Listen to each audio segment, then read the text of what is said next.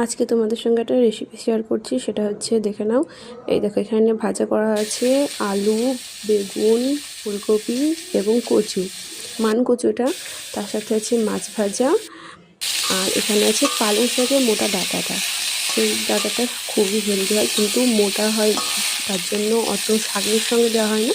এক্সট্রাভাবে আমি এইটা ঝোলটা বানাই। তো এখানে আদা, জিরে, কাঁচা লঙ্কা বেটে নিয়েছি, পেস্ট করে নিয়েছি। আর এই যে সবজিগুলো, মাছটাও ভাজা করা হয়ে গেছে পুরো কমপ্লিট। বাকি মাছগুলো এখন আর করবো না, এই যে আছে এগুলো অন্য একটা রেসিপি করব মাছের। তো এই দেখো, সমস্ত সবজি ভাজা করা হয়ে গেছে। এবার কড়াইতে তেল দিয়ে দিয়েছি, ফোড়ন দিয়ে দিয়েছি, জাস্ট 5 ফোড়ন দেওয়া হবে। এরপর দিয়ে মশলাটা ঢেলে দিচ্ছি।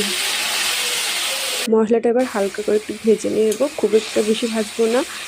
আর জল দিয়েছি, কারণ যাতে পুড়ে না যায়। বেশি তো কোনো মশলা না, কারণ বেশি এই ঝোলটাতে একদমই অন্য কোনো বেশি মশলা যায় না। হালকা আদা, কাঁচা লঙ্কা এইটুকুই, জিরে। তো দেখো, মশলা থেকে তেল ছেড়ে দিয়েছে, এবার সবজিগুলো ঢেলে দেবো। রেসিপিটা ভীষণই হেলদি, কারণ যারা অসুস্থ বিশেষ করে তারা ভীষণভাবে এটা খেতে পারে। যেহেতু সবজি, পালং শাকের ডাঁটা, তারপরে মানকচুর এগুলো আছে, এগুলো ভীষণই শরীরের পক্ষে ভালো, স্বাস্থ্যের জন্য। তো এগুলোই এখন। তো এবার আমি এটাকে একটু কষিয়ে নেব, তারপরে জল ঢেলে দিচ্ছি। এবার জল দেওয়ার পরে এগুলোকে একটু ফুটতে দেব।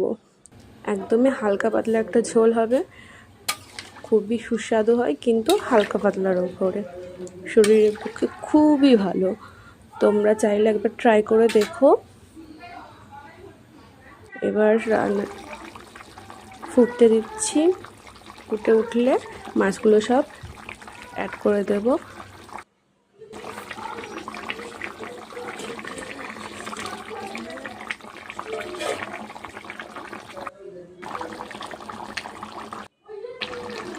এই দেখো, প্রায় হয়ে এসছে।